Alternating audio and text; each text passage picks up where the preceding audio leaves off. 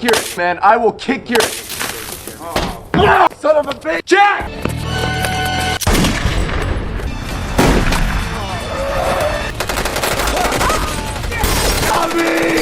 The movie begins with an elderly woman driving to a store.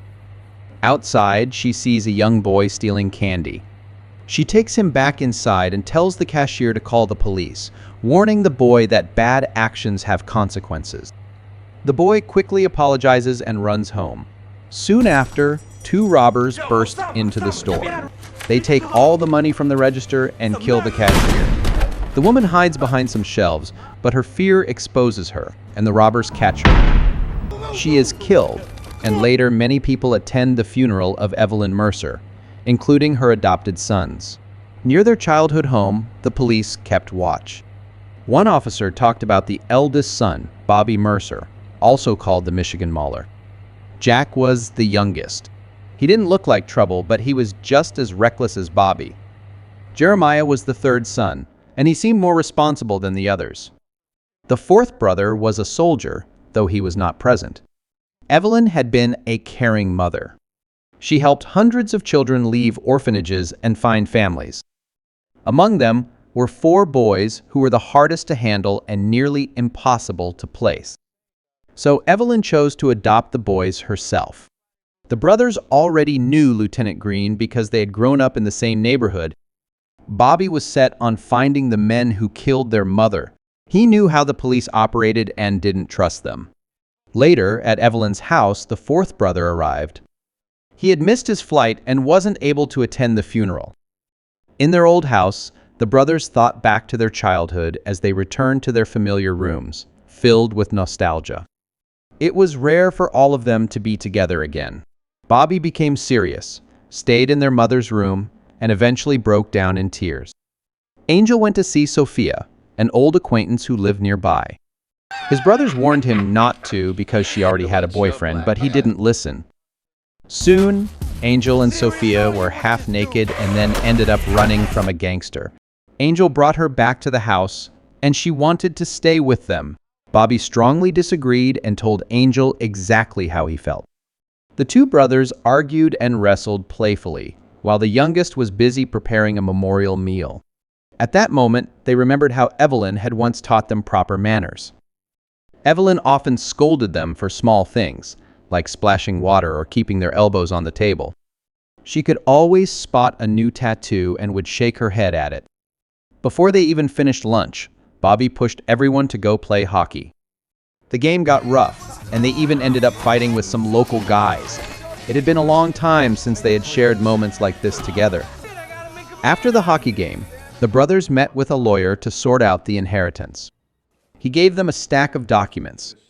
Some brothers learned new details about their biological parents, but Angel found nothing. There were no records for him. They quickly divided the money and then went to the warehouse Jeremiah had recently bought to start a new business. Afterwards, they went to a bar for stronger drinks. The older brothers teased Jack, who liked to think of himself as a cool rock musician. The bartender came over, offered his condolences, and mentioned a local gang causing trouble. Angel, Bobby, and Jack were determined to find the men who had killed their foster mother. Jerry, the responsible brother, decided to go home. The other 3 pressed the bartender for more details. Then they armed themselves. Bobby gave one brother a pistol, another a can of gasoline, and kept a shotgun for himself. The 3 of them burst into a bar where some thugs were hanging out. They shouted, "Police!"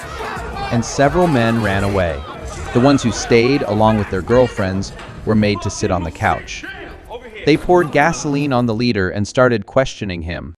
This wasn't the time to talk, it was the time to listen. He said he was a witness and had seen the killers at the basketball court. But the murder happened at 11, and the court lights went out at 10. That meant he couldn't have been there. Still, they didn't trust him and took him to the court to check. Sure enough, the lights were off, so they let him go. The witness had been bribed. Their first lead didn't work, and the brothers came back empty-handed. Bobby started to think that Evelyn was the real target and the robbery had only been a cover. The next morning, Jerry joined the others. Together, they went to the store owner to ask for the video recording of their mother's murder. After watching the footage, they saw that her death was meaningless. The money had already been taken, and she never even saw their faces. It was just an execution. Someone claimed to have heard the gunshots, and the police spent a lot of time questioning him. When they found out the witness was a man named Safra, the brothers went to the basketball court where he usually hung out. Bobby stopped the game and began mocking the players. He threw the ball at a man's face and quickly drew his gun. One thug mentioned his mother, who had been brutally killed. Hearing this, a boy tried to run away. Jack chased him while Angel blocked the back exit. When they caught him, Bobby delivered his final warning. It was clear the man was trying to warn someone, his brother, Damien. The description fit him exactly. After checking information on the athlete, they found where he lived. Jerry was absent again because he had to take his daughters to gymnastics. The other brothers waited in the car for Damien. Soon, he arrived. The brothers chased after him. Seeing Bobby with a gun, the man panicked and ran. Back at his apartment, he let two Rottweilers attack Bobby. Angel quickly grabbed a fire extinguisher and scared the dogs away. Damien had already tied a rope for his escape. He jumped from the 6th floor, firing shots as he went down. Bobby had no choice but to cut the rope. Damien hit the pavement and begged for an ambulance. They made a deal. He would get an ambulance in exchange for names. Before they left, he gave in and pointed out the two men who had paid him to lie as a witness.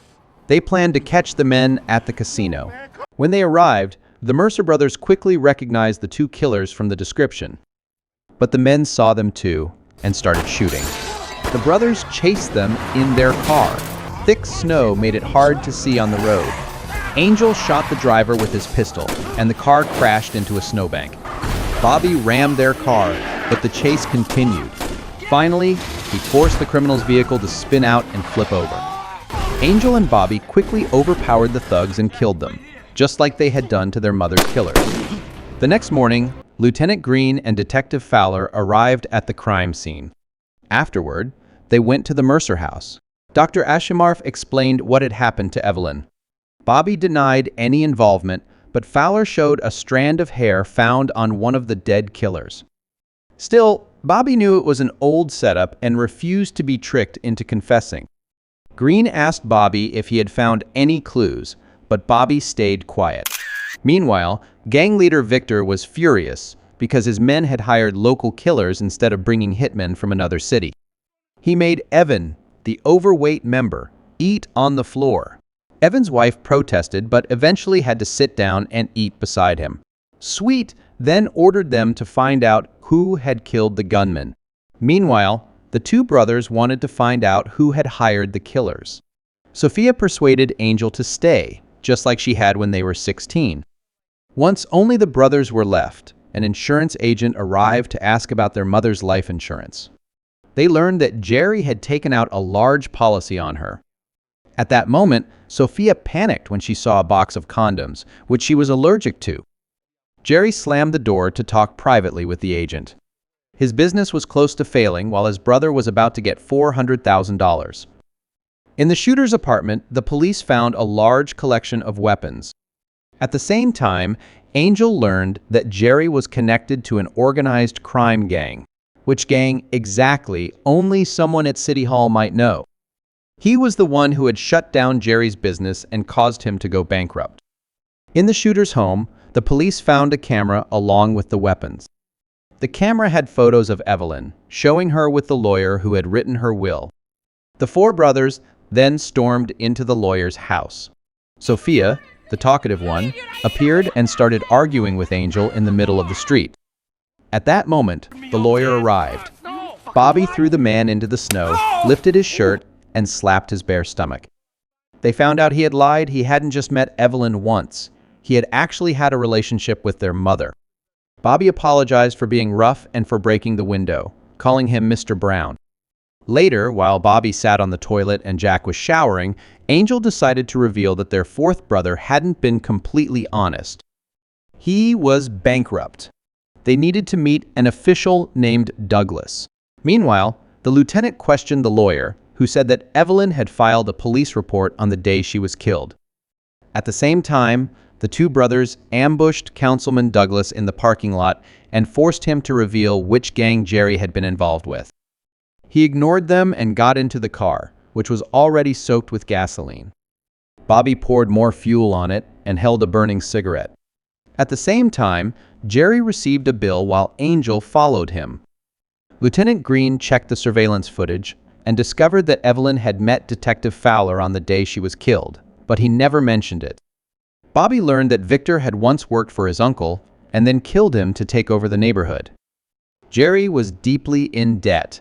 Soon after, he went to the bowling alley and gave Evan a bag of cash. Jerry collected a large life insurance payout after his mother's death. The two brothers confronted Evan, threatened him with guns, and took his bag of cash. Later, the councilman met with Sweet. He panicked because he had been questioned by both the police and Bobby. Sweet realized the councilman had betrayed them and made him sit at a children's table as punishment. During a poker game, he insulted a subordinate and threatened his fiancée A. He sent the women and children away, then executed the councilman. The two brothers were eager to confront Jerry.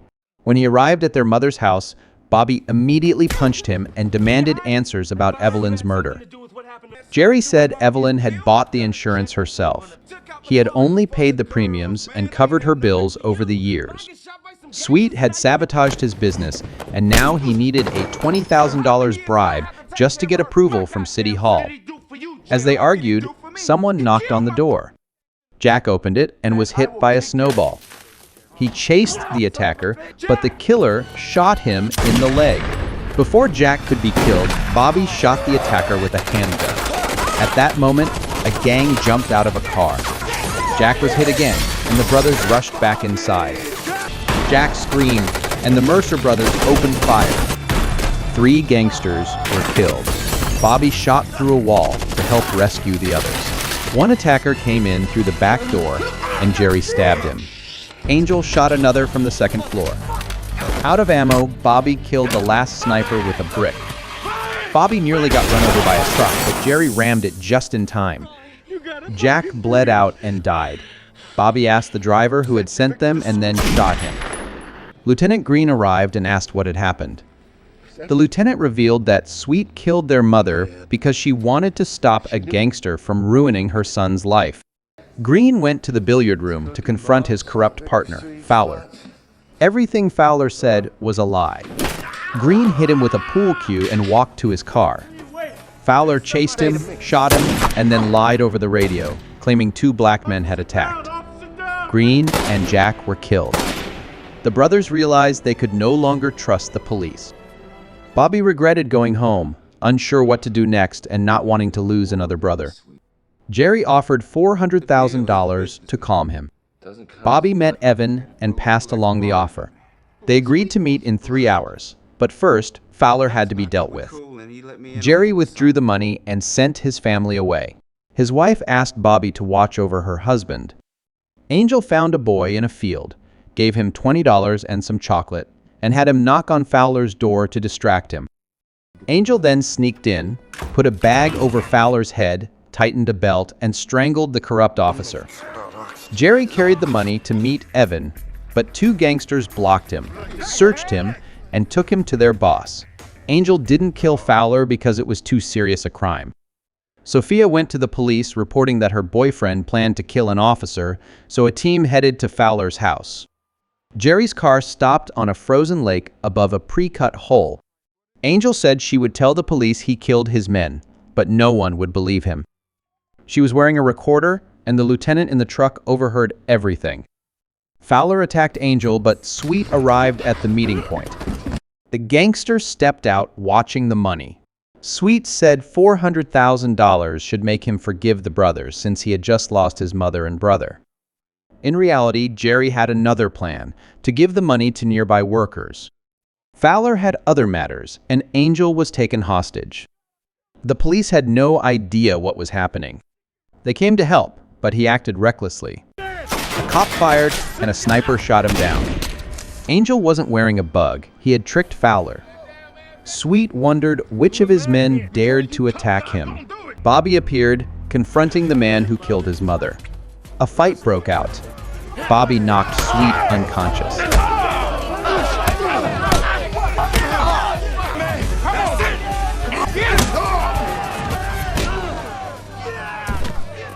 His old subordinate picked up the body and threw it into an ice pit. The Mercer couple was questioned at the police station, but their statements were backed by alibis from the officers' mothers. The brothers began fixing the house. The local boys were sad that Evelyn didn't return, but Bobby got to see his mother again.